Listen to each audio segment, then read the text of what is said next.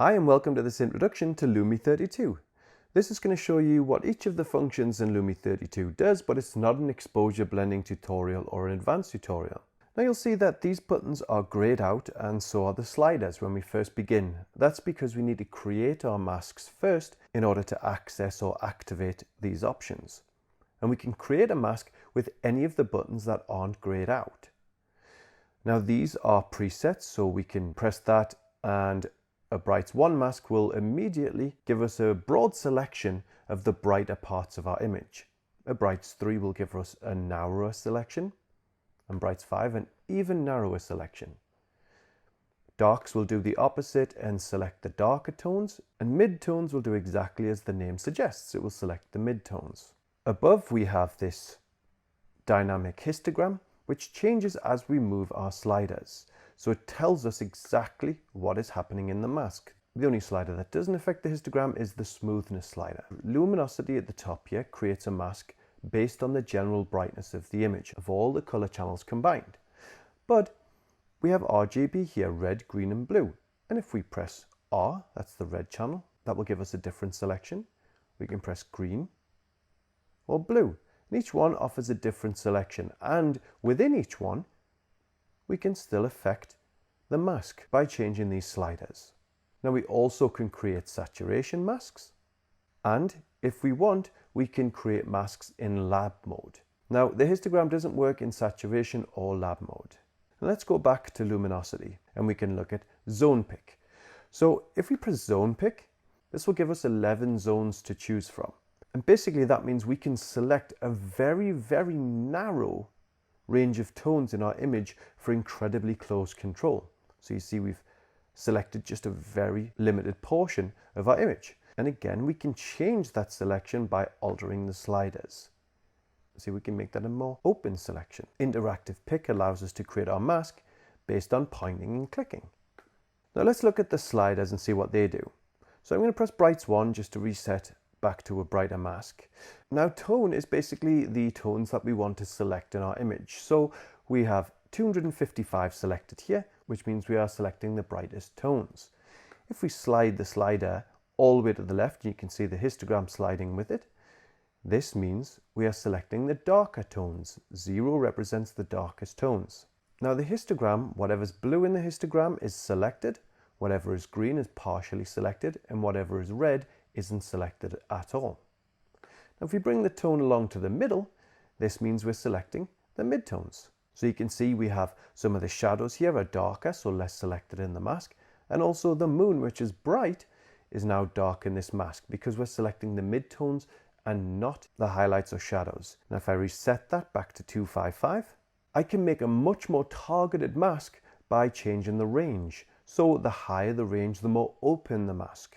So if I bring the range all the way down to, let's say, 24, now we're only selecting the brightest parts of the image. If I bring it up to 68, we have a slightly more open mask. And again, all the way to 100, we have an open mask, fully open. Now the smoothness slider determines how smooth our mask is. So if we want to create a really contrasting mask, we can move that right. And this splits up the tones. And you see it makes the brighter areas brighter and the darker areas darker. We can move that back a little bit so it's not as strong. Or if we move it left, we create a much smoother gradient between all the tones. And often that can be really useful. Amplification, this will affect only the tones selected in the mask. So it will make the mask narrower, but it'll only select or affect the highlights and the upper mid-tones. So it'll make those tones much brighter.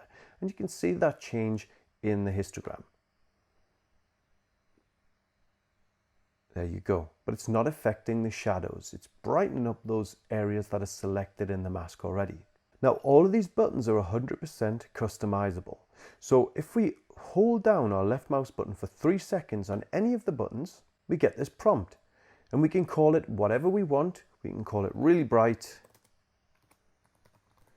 Press OK, and now that button is called really bright, and that preset is saved forever. So we can close Photoshop, we can be working on different images, and this will always say really bright, and it will always bring back these values for each of these sliders. So you'll be able to get that mask again. And if you're in R or G or B channels, exactly the same thing will happen. The channel is also saved when you create this preset. And if you want to reset that, we can just press resets. Now, if you don't want to reset all of these buttons, you can go to the support page for Lumi32 and you can see the original values for each one, and you just need to copy and paste those values. Now, let me delete this layer. There's something quite important that I need to point out. Because this is a hybrid plugin panel, that means unlike Instamask or other panels, we can't close the panel and then open it up and just carry on working like we did before. So what I mean by that is we've created a Lumi32 temp layer and we can change it just as we've been doing.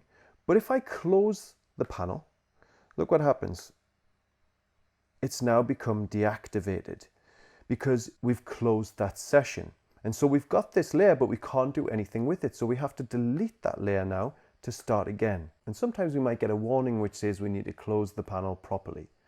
So if you want to see the parts of your image that are hidden by Lumi32, you can just snap Lumi32 off like this and can continue working. If you want to attach it back to that same spot, you should cancel your work and just put it back in the docking area there. Now the bottom options here we have select, apply, image, channel, curves, photo filter, hue, saturation and levels. And these bottom four are pretty self-explanatory. If we press curves, the mask will be applied to a curves layer and we can affect the curves layer any way we want.